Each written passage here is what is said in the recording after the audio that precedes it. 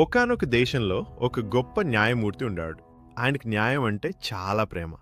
న్యాయం లేకపోతే సమాజం నాశనమవుతుంది అనేది ఆయన గట్టి నమ్మకం. ఆయనకు ఒకే ఒక్క కుమారుడు. తండ్రికి కుమారుడంటే ప్రాణం. ఒకరోజు ఆ కుమారుడు వాహనం నడుపుతూ వెళ్తుండగా అనుకోకుండా జరిగిన ప్రమాదంలో ఒక మనిషి చనిపోయాడు.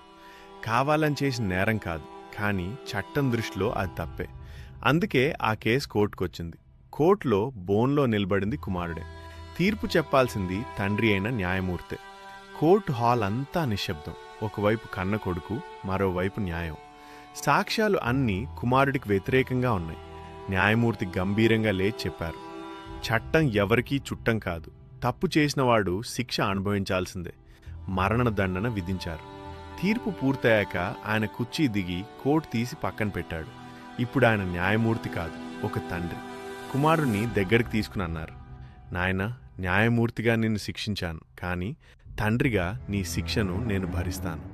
చివరిగా ఆయన ఇలా చెప్పారు, నేను నీ శిక్షను తీసుకున్నది నువ్వు బ్రతకాలని, ఇకపై పాపంలో కాదు, మంచి మార్గంలో నడవాలి. ఆ తండ్రి తన కుమారుడి కోసం ప్రాణమిచ్చాడు.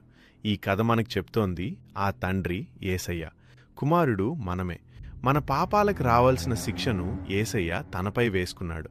ఆయన చనిపోయింది మనం మారాలని.